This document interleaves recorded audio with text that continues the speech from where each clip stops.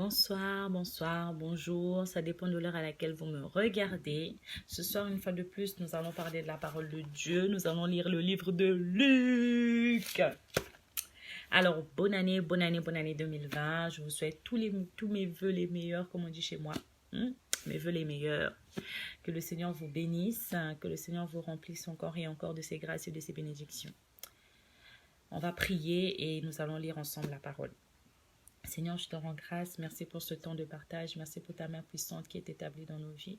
Merci parce que, Père, c'est toi qui prends le contrôle de ces lieux. Tu prends les contrôles de ma bouche. Que ta victoire, Seigneur, soit notre partage. Que cette année 2020 soit une année où, Seigneur, nous allons vivre l'expansion divine au nom puissant de Jésus-Christ. Merci parce que tu fais taire tout esprit de distraction, tout ce qui n'est pas de toi au milieu de nous, au nom de Jésus. Merci parce que cette parole est en train de parler à quelqu'un ce soir. Que la gloire te soit rendue pour les siècles des siècles. Nous avons ainsi prié. Amen, amen, amen. Alors, je lirai dans le livre de Luc 1, du verset 1 à 25. Lisons au nom du Seigneur. Le verset 5 au verset 25. Lisons au nom du Seigneur. Durant le règne d'Hérode sur la Judée, il y avait un prêtre du nom de Zacharie, de la classe d'Abia. Sa femme était une descendante d'Aaron et s'appelait Élisabeth. Tous deux étaient justes devant Dieu. Ils servaient d'une manière irréprochable tous les commandements et toutes les lois du Seigneur. Ils n'avaient pas d'enfants, parce qu'Élisabeth était stérile et ils étaient l'un et l'autre d'un âge avancé. Or, pendant que Zacharie remplissait sa fonction de prêtre devant Dieu, c'était le tour de sa classe. Il fut désigné par le sort. D'après la règle en vigueur pour les prêtres, pour entrer dans le temple du Seigneur, il brûlait le parfum. Toute la multitude de l'offrande du parfum, toute la multitude du peuple était dehors en prière à l'heure de l'offrande du parfum. Alors un ange du Seigneur apparut à Zacharie et se tint debout à droite de l'autel des parfums.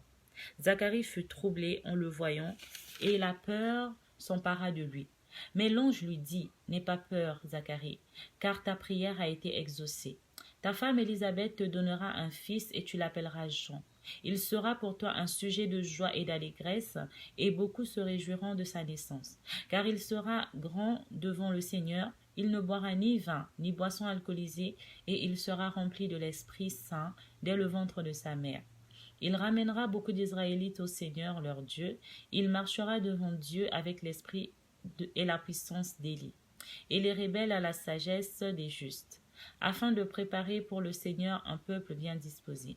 Zacharie dit à l'ange, « À quoi reconnaîtrai-je cela? En effet, je suis vieux et ma femme est d'un âge avancé. » L'ange lui dit, « Je suis Gabriel, je me tiens devant Dieu.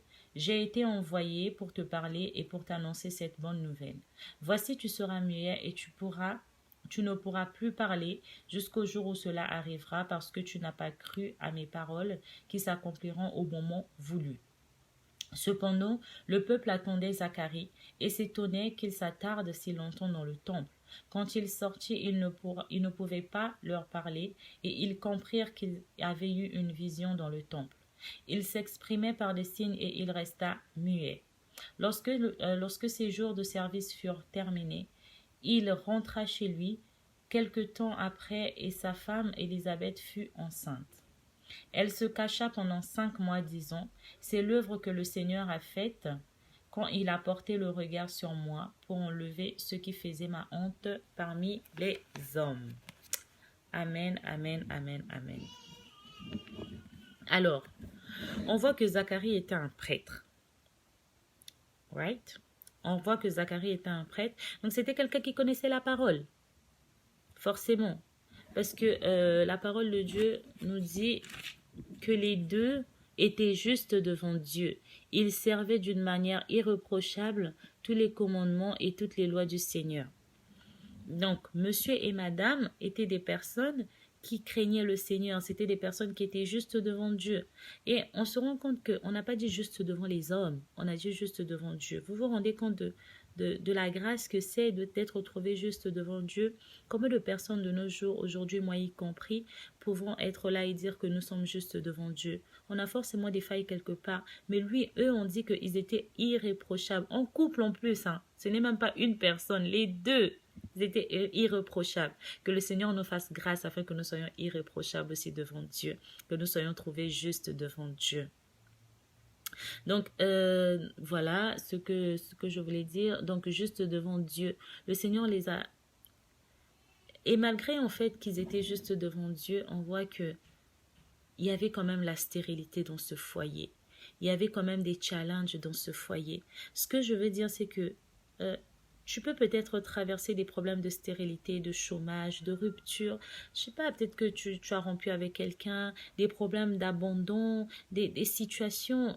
Enfin, peut-être que je n'ai pas cité tout à l'heure, mais ne te dis pas forcément que tu as fauté quelque part, que tu as fait quelque chose, c'est peut-être tu es en train de payer un truc que tu as fait dans le passé. Non, pas forcément, parce que là, on voit on voit que les deux étaient irréprochables, qu'ils étaient juste devant Dieu, mais il y avait quand même un problème de stérilité dans leur foyer. Donc ce n'est pas parce que tu es en train de traverser cette situation-là que forcément tu es coupable de quelque chose. Ça peut être que tu es en train de traverser cette situation parce que c'est pour la gloire de Dieu. C'est parce que Dieu veut que son nom soit glorifié au travers de ta situation. Dieu veut que son nom soit glorifié au travers de ta stérilité. Lorsque tu vas enfanter, tu pourras témoigner pour dire que j'ai fait tant d'années, tant de mois dans la stérilité. Voilà aujourd'hui où j'en suis. J'étais dans le chômage, je n'avais pas de quoi travailler, personne ne voulait m'accepter, je n'avais pas de diplôme, je n'avais aucun accès, aucune éducation. Mais aujourd'hui, voilà où j'en suis. J'ai pu créer de l'emploi, j'ai pu être auto-entrepreneur, j'ai pu avoir des sociétés. Aujourd'hui, j'ai même des actionnaires avec moi. Tu ne sais pas. Le Seigneur est en train d'utiliser ça pour sa gloire. Arrête d'essayer de croire que tu es forcément coupable de quelque chose. Décharge-toi. Après, tu peux être coupable. Je ne parle pas de ceux qui savent qu'ils sont coupables. Je ne parle pas de ceux qui savent qu'ils ont quelque chose à jouer, un rôle à jouer dans les problèmes qu'ils traversent aujourd'hui. Je parle de ceux qui ne comprennent pas. Je parle de ceux qui ne comprennent pas pourquoi cela les arrive. Sache que cela t'arrive parce que le Seigneur va glorifier son nom après ce désert que tu es en train de traverser. Ce désert que tu es en train de traverser, c'est pour la gloire de son nom, car il est le Dieu de l'impossible. Il est le Dieu de l'impossible. Crois en lui, mets en lui ta confiance et il agira. Et juste après, le Seigneur va être glorifié avec ton témoignage. N'oublie pas de toujours rendre témoignage, comme je dis depuis le début. Et juste après, en fait, lors de la lecture, ce que j'ai lu, c'est que on voit bien la réaction de Zacharie. On voit la réaction de Zacharie lorsque l'ange vient lui annoncer que sa femme sera enceinte. Qu'est-ce que l'ange lui dit? L'ange lui dit au verset 13, l'ange lui dit, « N'aie pas peur, Zacharie, car ta prière a été exaucée. » Ça veut dire que Zacharie était en train de prier pour quelque chose. Si on vient, on te dit, ta prière a été exaucée. Si tu sais que tu n'as pas fait 10 000 prières, tu sais de quoi on parle. Et quand lui vient dire, ta prière a été... Il n'a pas dit, tes prières ont été exaucées. Il a dit, ta prière a été exaucée. Ça veut dire que cet homme, Zacharie, était focus sur quelque chose. Ça veut dire que Zacharie a prié beaucoup de fois sur le même sujet. Le sujet qui était que nous puissions avoir un enfant. Seigneur, fais-nous grâce que nous puissions avoir un enfant. Seigneur, fais-nous grâce que nous puissions avoir un enfant. Et cet ange est venu et lui a dit, voici, tu vas avoir un enfant. Mais quelque chose... Enfin, lui a juste dit, ta prière a été exaucée. Mais les deux savaient de quoi ils parlaient. Parce qu'il n'y a qu'un seul sujet qui tourmentait le cœur de Zacharie. Mais ce qui m'étonne après, c'est comment Zacharie répond. C'est comment Zacharie agit. Comment Zacharie agit. On lui dit, voici ce qui va t'arriver. Et qu'est-ce que lui dit? Il dit, mais comment cela va arriver? Je suis vieux et ma femme est âgée. Il y a des gens comme ça, en fait, parmi nous ici. Tu sais que tu demandes tous les jours la même chose. Seigneur, je veux travailler. Seigneur, je veux travailler. Seigneur, je veux travailler. Le Seigneur vient te dire, ma fille, tu vas travailler. Mon fils, tu vas travailler. Et toi, tu te dis, comment je vais travailler? J'ai même pas des papiers. Mais comment je vais travailler? J'ai même pas de diplôme. Mais comment je vais travailler? Je connais personne dans cette entreprise. Si tu viens demander à Dieu, donne-moi ceci, donne-moi cela, donne-moi ceci, donne-moi cela, si finalement il te le donne, pourquoi tu viens encore mettre des forteresses? Pourquoi tu viens encore poser des questions? Pourquoi? Ça me rappelle en fait l'histoire de cet homme qui était devant la piscine de Bethesda. On lui dit, que veux-tu? Tu veux être, que veux-tu? Lui dit non. Il commence à raconter une histoire. Oui, cette eau, elle bouge tous les matins. Il y a un ange qui vient, tout le monde part, mais moi jamais personne ne m'emmène. On t'a juste posé une question. Lui dit non, il commence à raconter une histoire. Oui, cette eau, elle bouge tous les matins. Il y a un ange qui vient, tout le monde part, mais moi jamais personne ne m'emmène. On t'a juste posé une question. Que veux-tu? Apprends à répondre.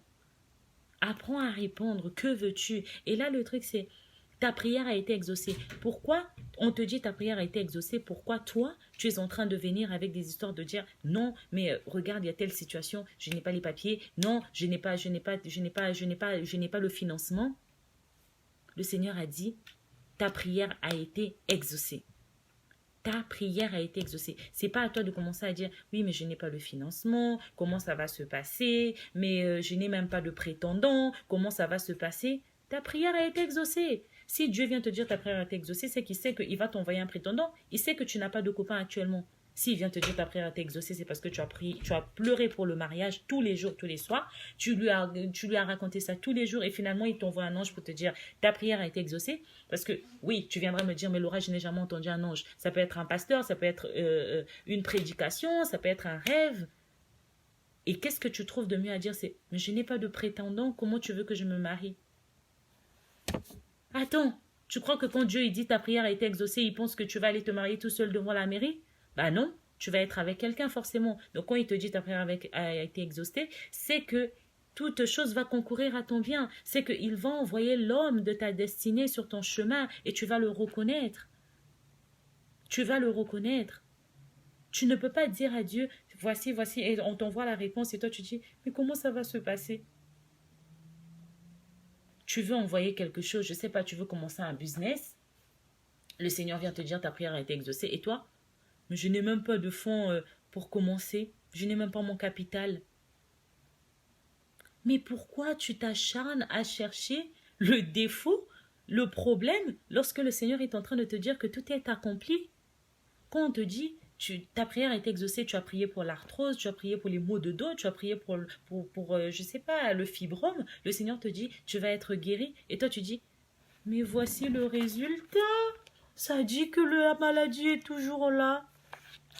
Mais non, tu ne peux pas faire ça. Ça n'a pas de sens. Tu es en train de rajouter les forteresses. Et c'est pour ça que l'ange a rendu muet Zacharie. Parce que Zacharie, à force de parler comme ça, il aurait pu sortir devant la foule, parce qu'on a bien vu que les gens l'attendaient dehors. Commence à faire. Mais en fait, l'ange m'a dit tout à l'heure que ma femme sera enceinte, mais n'importe quoi. C'est une attitude qui aurait tué la prophétie. Nos attitudes, quelquefois, aident à ce que nous puissions tuer notre prophétie. Des fois, on est là, on crie, mais le diable, au nom de Jésus, je te chasse, je te taille en pièces. Mais tu oublies que c'est toi, c'est ta bouche que tu dois tailler en pièces. C'est ta bouche là que tu dois fermer. C'est ton cœur que tu dois garder. Ta bouche, c'est celle-là que tu dois fermer. Car c'est avec ta même bouche que tu murmures. C'est avec ta même bouche que tu doutes. C'est avec ta même bouche que tu es incrédule. C'est avec ta même bouche que tu es en train de limiter ce que Dieu peut faire dans ta vie. Tes raisonnements, il faut que tu puisses les chasser, il faut que tu puisses les détruire. C'est ça ton premier problème. Que le Seigneur te rende muet. Que le Seigneur te rende muet, peut-être pas de façon physique, mais de façon spirituelle. Que tu arrives à être muet et à savoir te taire. Si ce n'est pas pour proclamer des paroles de bénédiction. Ou encore te réjouir. J'ai 3 exemples que le Seigneur m'a emmené vers. Donc, tout à l'heure, on a parlé de Zacharie. Donc, il y a des attitudes qu'on doit avoir lorsqu'on reçoit la prophétie. Là, j'ai l'exemple de Marie. Marie, quand l'ange est venu lui dire, voici, tu vas tomber enceinte et tout. Marie, c'est vrai qu'elle a demandé, mais comment cela va arriver? Ça, c'est vrai. Parce qu'elle disait que oui, elle était vierge et tout. Mais regardez l'attitude de Marie au verset 28. Elle dit, je suis la servante du Seigneur, que ta parole s'accomplisse pour moi. Ça veut dire que Marie a dit, pour moi, ça a l'air impossible. Pour moi, en tant que Marie, en tant qu'humaine, je sais qu'on ne fait pas de bébé sans avoir eu de relations intimes avec un homme. Je n'ai jamais vu une vierge avoir enfanté, mais comme je sais que notre Dieu est un Dieu de l'impossible, par la foi, je dis, je suis la servante du Seigneur et que ta parole s'accomplisse. Elle a positivé. Et le deuxième exemple que j'ai, c'est celui d'Abraham. Abraham, lui, quand on vient lui dire, Mais tu vas avoir des enfants, regarde, on lui fait sortir de la tente et on lui dit de regarder le ciel et de compter les étoiles. Telle sera ta descendance. En fait, si tu n'arrives pas à compter les étoiles, telle sera ta descendance. Et qu'est-ce qu'Abraham dit? Il dit dans Genèse 15, donc du verset 1 à 6, dont la réponse se retrouve dans le verset 6, il dit Abraham fit confiance à l'Éternel qui lui compta comme justice. Il fit confiance à l'Éternel. Il fit confiance. Il n'a pas douté. Il n'a pas eu de raisonnement. Il n'a pas regardé à sa situation parce qu'on sait très bien que Abraham était déjà vieux. Et même c'est là où le Seigneur a changé son nom. Il a changé le nom de Sarai en Sarah. Il a changé le nom d'Abraham en Abraham. Père de multitudes, Père des multitudes. Et après, Sarah, elle, quand on lui dit que, enfin, on lui a pas dit, elle a entendu.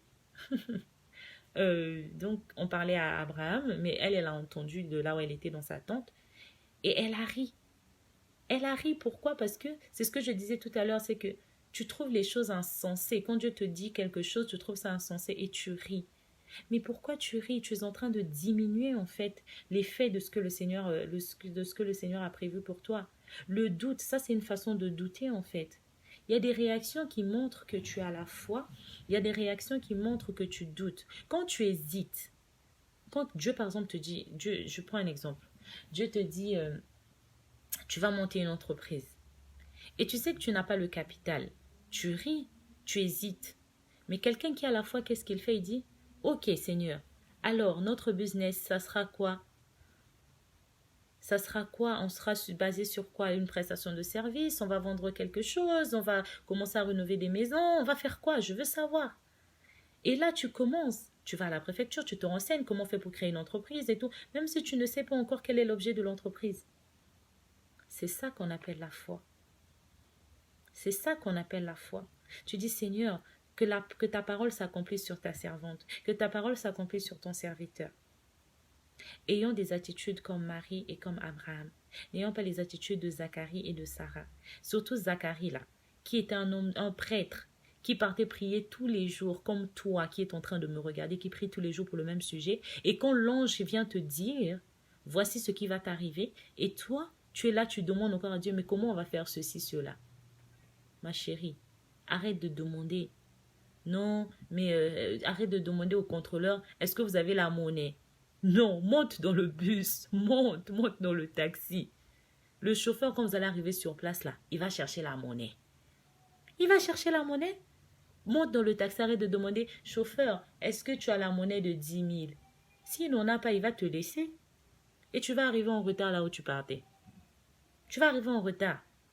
Quand tu montes déjà à l'intérieur, tu dis, chauffeur, finalement, j'ai 10 000. Ça se trouve, en cours de route, il va s'arrêter à une épicerie pour acheter peut-être, je ne sais pas, quelque chose. Ou toi, je ne sais pas, vous allez essayer de trouver une solution. Mais si toi, dès le départ, tu lui dis non, mais il peut partir. Il peut partir. Soyons des personnes qui nous comportons comme Marie et comme Abraham face à la résolution, face à ce que l'ange vient nous dire. Et après, j'ai l'histoire de... après, il y a la partie où Élisabeth finalement tombe enceinte. Et on voit que Élisabeth s'est cachée pendant 5 mois. Élisabeth s'est cachée pendant 5 mois. Et même Marie, en fait, c'est l'ange qui lui a dit qu'Élisabeth était enceinte. Vous le verrez, en fait, vers la partie... vers le verset 38 par là, quand on parle de la naissance de Jésus. On voit que Marie, c'est l'ange qui lui annonce qu'Élisabeth était enceinte. Donc même à Marie, Élisabeth n'a rien dit. Élisabeth n'a rien dit. Et on dit que Élisabeth s'est cachée pendant 5 mois, disons. C'est l'œuvre que le Seigneur a faite quand il a porté le regard sur moi pour enlever ce qui faisait ma honte parmi les hommes. Le Seigneur porte le regard sur toi pour enlever ce qui faisait ta honte parmi les hommes. Mais tu dois te cacher. Tu dois te cacher. Se cacher pour une grossesse, ce n'est pas forcément une grossesse physique. Ça peut être cacher ton entreprise, ça peut être cacher ta relation, ça peut être cacher tes fréquentations, ça peut être cacher, tu dois cacher jusqu'à ce que ça arrive à maturité. Quand elle a caché pendant 5 mois sa grossesse, c'est parce que pour celles qui ont déjà été enceintes ou qui se sont documentées, on sait que les 2 premiers trimestres là, c'est là où l'enfant est en train de se former. Les organes vitaux sont en train de se former. Tout est en train de prendre la maturité. Mais si toi, tu en parles déjà dès le début, ben, tu te mets en danger toute seule. Tu te mets en danger tout seul. Tu vas te retrouver comme Joseph qui a parlé de son rêve dès le début, dès la conception, dès que c'était encore un embryon, avant même de devenir un fœtus. Il en a parlé, on a déjà commencé à le combattre. Ne fais pas en sorte que toi-même tu sois une occasion pour laquelle les gens vont venir se battre. Tu vas recevoir des combats pour rien. Il y a des gens aujourd'hui là qui sont en train d'être combattus juste parce qu'ils n'ont pas su se cacher, juste parce qu'ils n'ont pas su se taire. Cette année 2020, prends la résolution de te cacher. Prends la résolution de laisser la victoire parler à ta place, de laisser la naissance de Jean parler à ta place, de laisser l'ange aller parler à ta place et dire que oh, un tel est déjà à l'étape de 5 mois ou 6 mois de grossesse.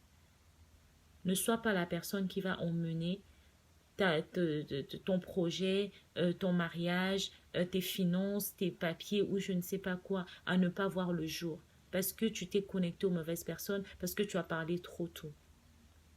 Cache-toi. Certaines personnes doivent quitter là où ils sont pour aller ailleurs pour se cacher. Ça veut dire que tu dois déplacer ton dossier. Ça veut dire que tu dois quitter peut-être la personne que tu as actuellement parce que tu dois aller te cacher et tu reviendras plus tard. Tu reviendras plus tard. Laisse que la prophétie de Dieu s'accomplisse. Aide la prophétie à s'accomplir. Ne sois pas celui qui va empêcher la prophétie de s'accomplir parce que tu poses des mauvaises actions, parce que ta bouche est en train de t'emmener down. Que le Seigneur vous bénisse, que le Seigneur vous apporte encore plus pour cette année 2020. Nous allons prier. Seigneur, merci, Papa, pour ce temps de partage. Merci pour ta main puissante ce soir. Merci parce que quelqu'un va être sauvé. Merci parce que quelqu'un va être challengé, changé.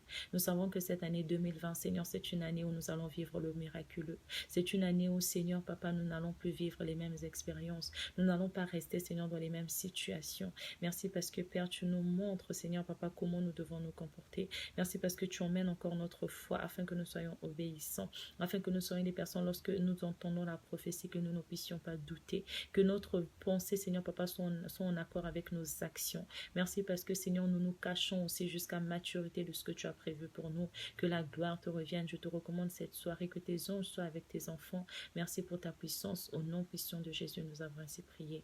Amen, amen, amen. Bonne soirée.